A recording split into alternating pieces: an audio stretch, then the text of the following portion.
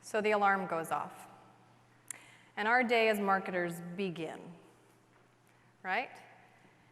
And we don't touch our spouse or our dog as the first thing in the morning. No, we reach for our phones, because even though we were sleeping, the internet has not gone to sleep. And to make sure that we're still in our game, we're going to reach over, we're going to grab our phone, and we're going to check in. Because Google's done something with their core algorithm. I don't know. Something's gone down in the couple hours that we were actually asleep. And I'm going to give us some credit to say, okay, first thing that we're going to probably look at is our text messages and our emails and our calendars, just to make sure that at a minimum, we know we should wash our hair, put on some pants, get ready for the day. But I also know that it's 2019, and FOMO is very real. And sitting with you this morning, I've seen you on your phones, and I've seen you on your laptops, and I know that we're also looking at something else, right? Because Twitter still tweets, and Facebook still posts, and YouTube still uploads, and the gram still grams, right?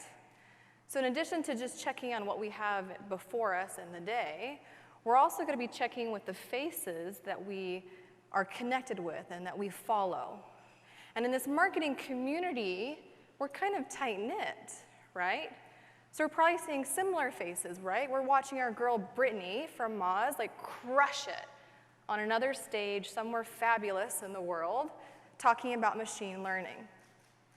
And if it's not Brittany, we're going to be probably seeing this guy's face everywhere.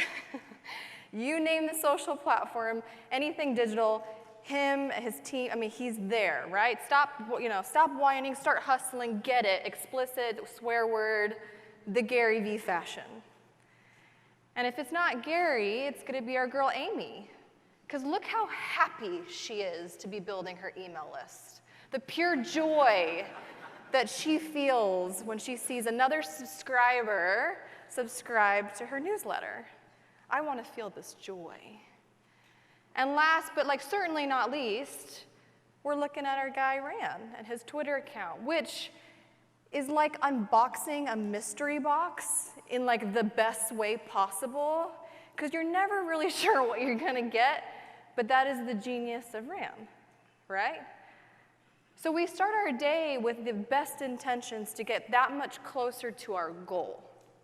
And our goals are universal, and they're also all over the spectrum. Maybe your goal in this conference on this day is to learn something new, to learn the next technical how-to, to execute, to drive more leads and more traffic and more reach for those high-paying clients. Maybe it's to be a thought leader like the heroes that we follow and that we wish to emulate. Or maybe it's because you're here representing a company and your job is to increase and improve their marketing performance, right? So we set out in the day with the best intentions to get to our goal. But what happens when AM turns to PM? And we start closing down our laptops.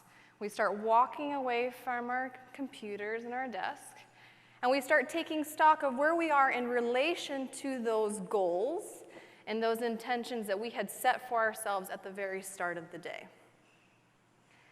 You see, I'm like you, and I'm going to guess that all of us are in this similar state of being.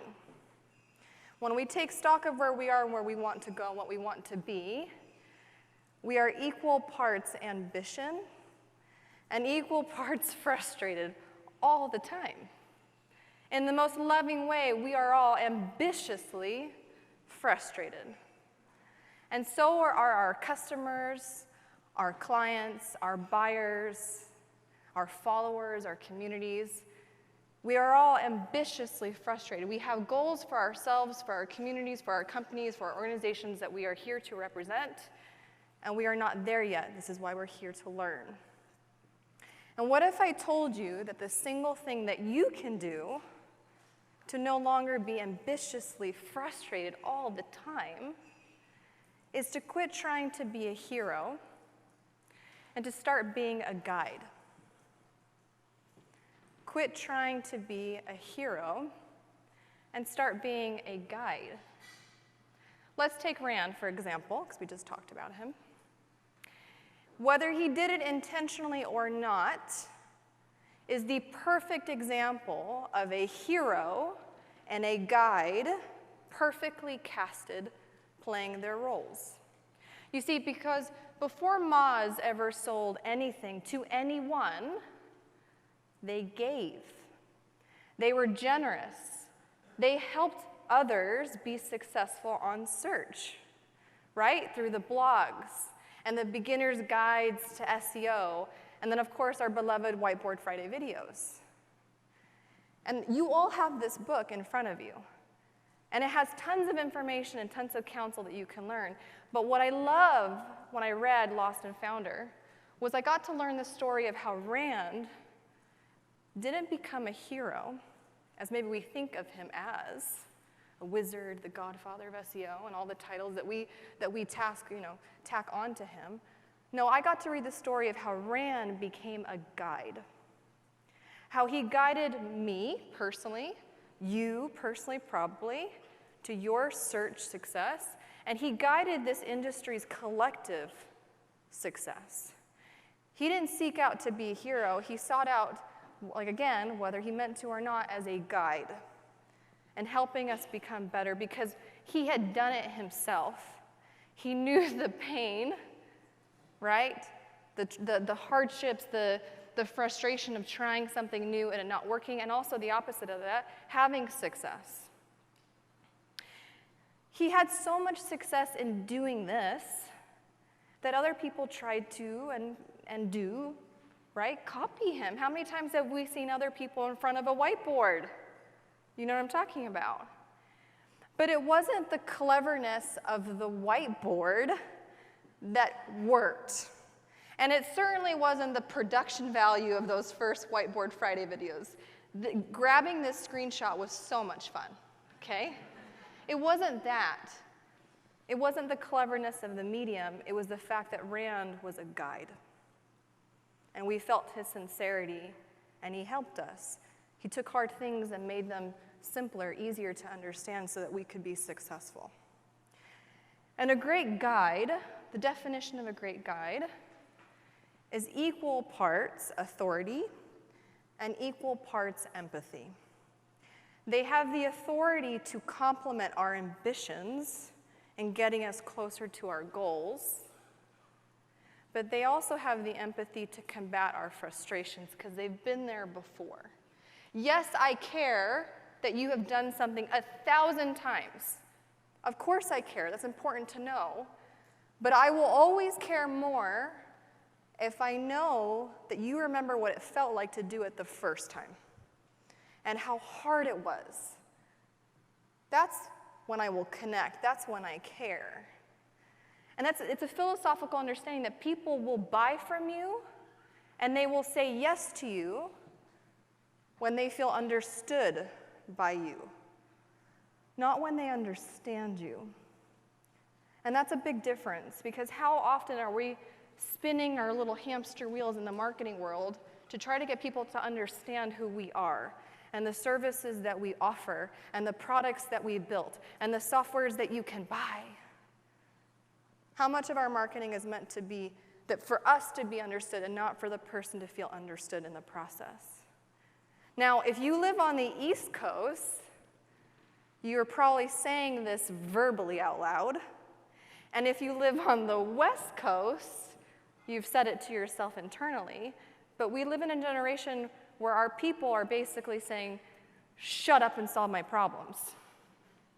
Right? That is the generation that we are a part of. And our customers and our clients and our followers, they are bombarded with noise every single day. Like us, they are ambitiously frustrated. So what if? What if today, in addition to learning the next how-to and learning how we can execute on a better way, more efficient way, what if in addition to all these new tools and skills that you're being taught, what if the one thing that you walked out of this room with, that if you just recasted yourself, your role, not as a hero, but as a guide in the marketing execution of the next technical how-to? What would that do for us? What would that do for our marketing? Heroes are a hot mess at the start of all stories. I don't care what movie you've watched, what book you have read, what play you have seen. It is storytelling 101. You have a hero that wants something, and then a whole bunch of something else happens in between.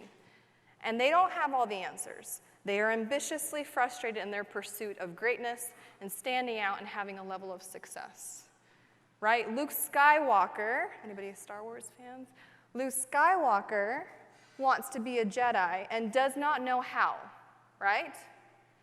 Katniss Everdeen wants and needs to survive the Hunger Games, but cannot get out of her own emotional way, understandably so. And Creed just wants to be his own man, to get outside of the shadow of his father and his father's legacy and to be his own man, his own fighter. And we're rooting for these heroes, not because we are Luke and we are Katniss and we are Creed, because if they win, do we not also win? Right? Does good not triumph over evil? Does love conquer hate? Do these people realize that they had everything inside of themselves to be great? They just didn't realize what they needed to do to get there? Yeah. But heroes need help. Heroes need guides. So now we have our lovable Yoda and his amazing, cute greenness and ears. And we have Haymitch to Katniss. And Haymitch is by far not a perfect guide. Perfection is not a requirement to be a guide. No, you need authority and empathy. Haymitch went through the Hunger Games before Katniss did. He got through it successfully, the only one to. And now he gets to help her get through it as well. And now Rocky, who was a hero in his own story, is now recasted successfully as the guide to Creed's hero's story. Does this make sense? So this formula where hero meets guide, hero now wins, is important. And it works for every single industry, business, profession, or pursuit. Why? Okay, I need you to hear me on this. This is really important. You can take the most imperfect guide and the most broad, sweeping hero in concept, so long as it is philosophically important for this hero to win, and the formula still works. Why? Because when you make it about yourself, you will always lose to the person who doesn't. If you make it about yourself, you will always lose to the person who doesn't.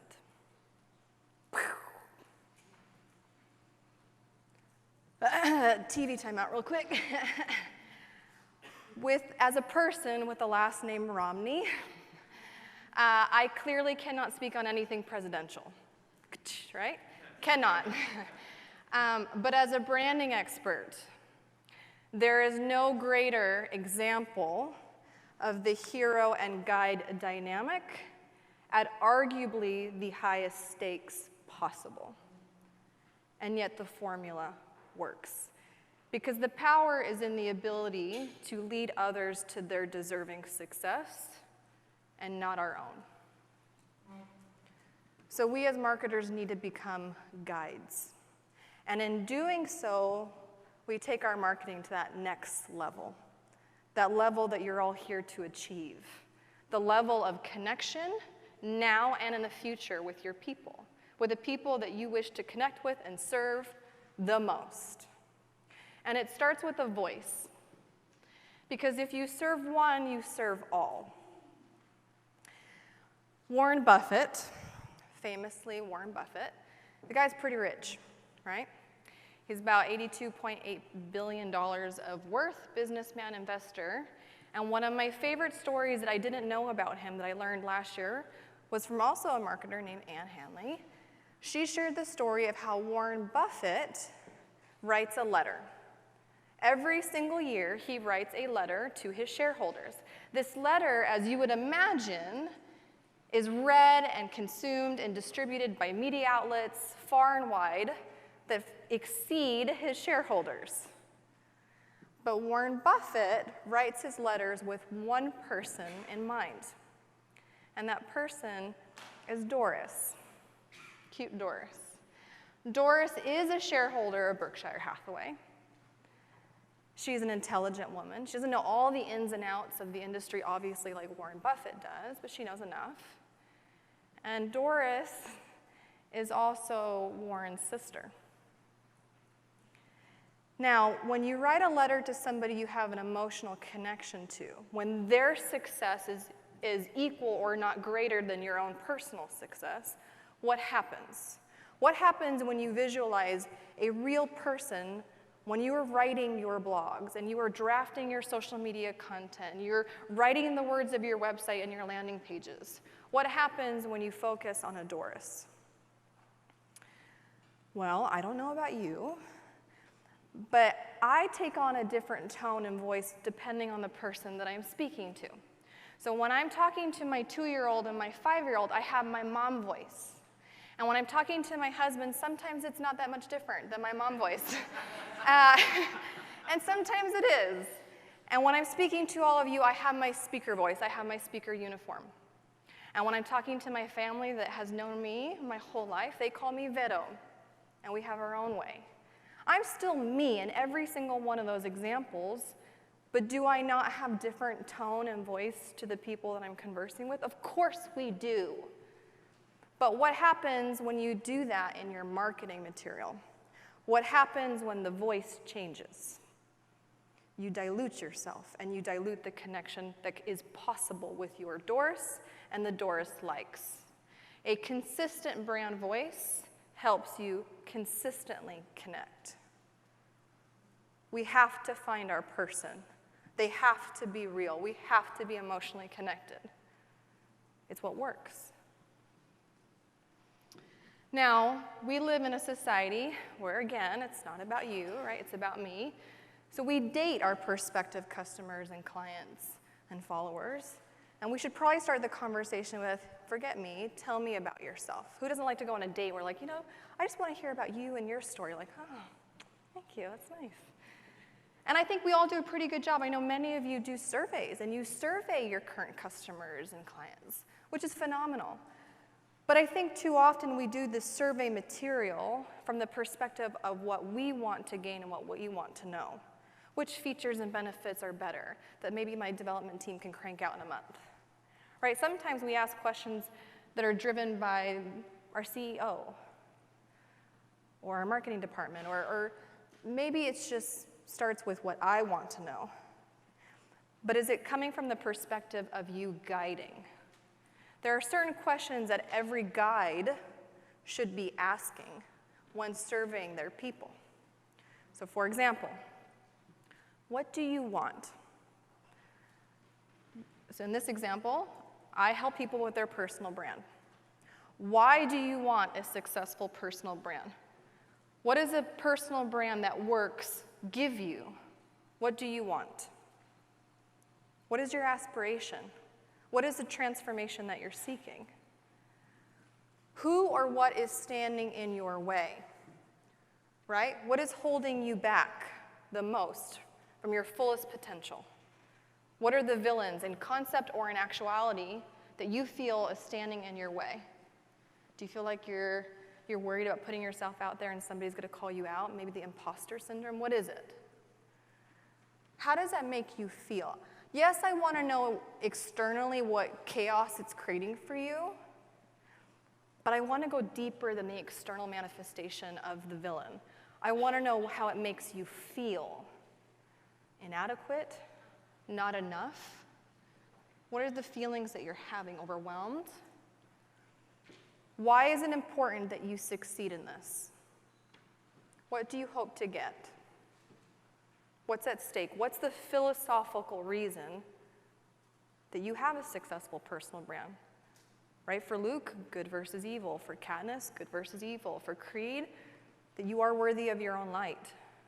What is the philosophical why that's at stake here that unifies more than just one Doris? And how do you want me to help you as your guide? What can I teach you, give you, provide for you to help you to your goals? Don't give them choices. Just listen. You'd be amazed what you get. And what happens when you start to ask these type of questions as a guide is that you stop falling in love with your products and services and you start falling in love with your Doris, your person.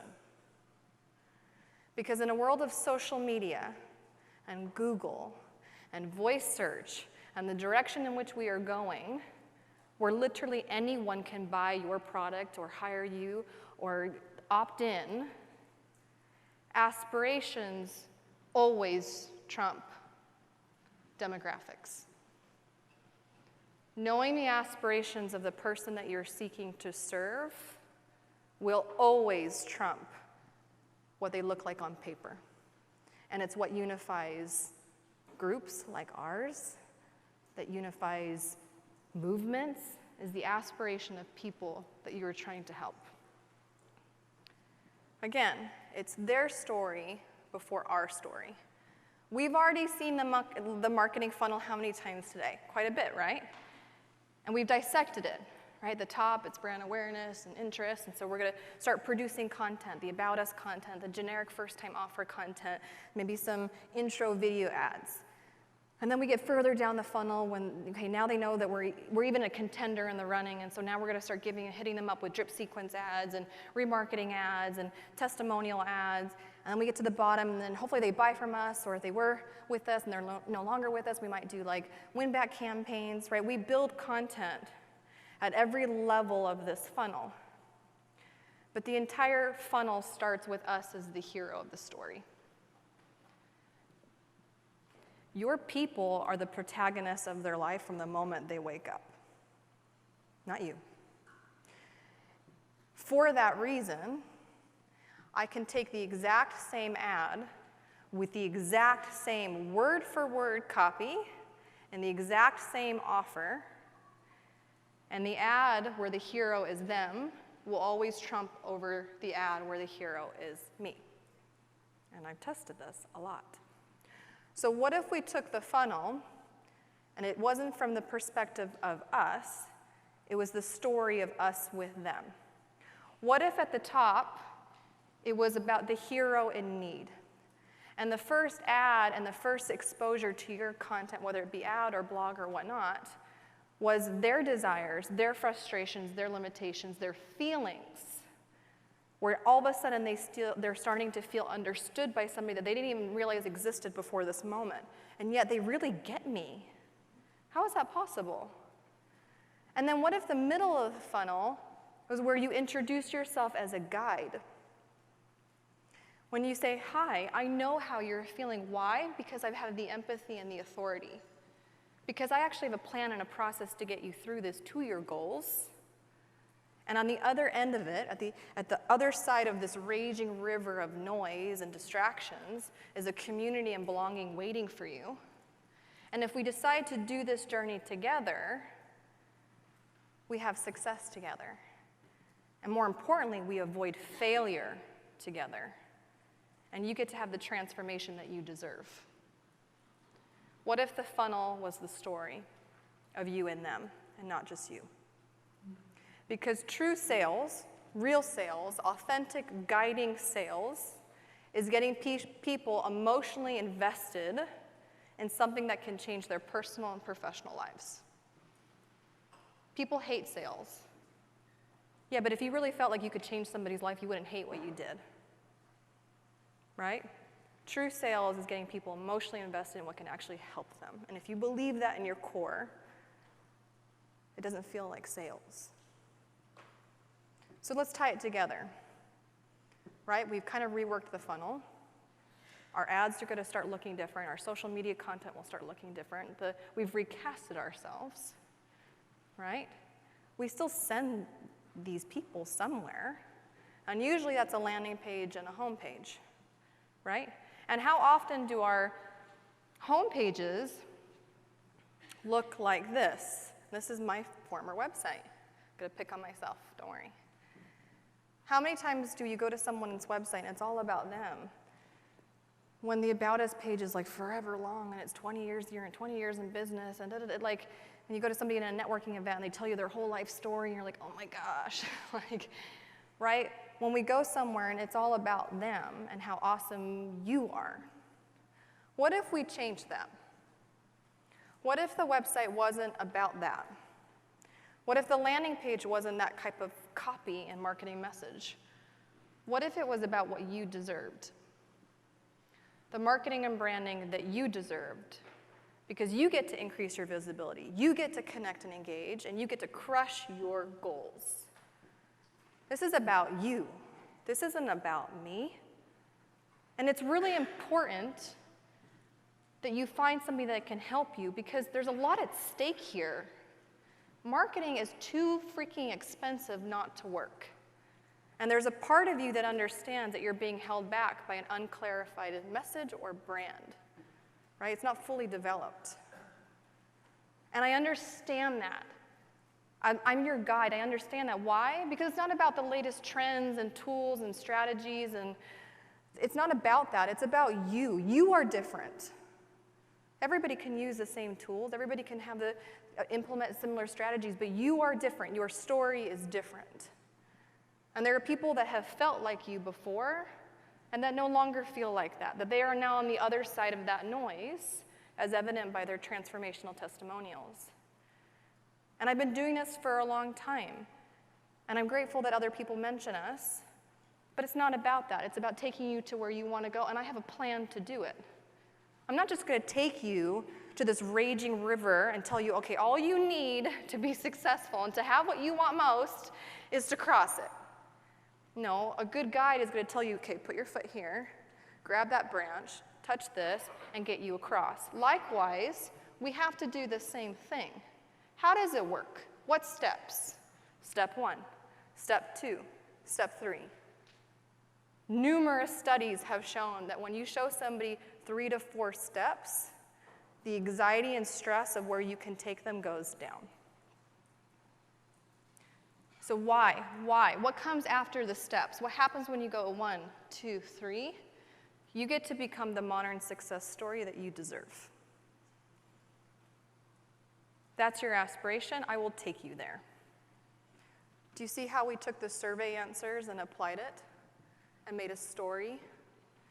It's the reason when we rebranded from LoSoMo to Modern Marca, new name, dramatically different look, and yet we have 2x the conversions we've ever had.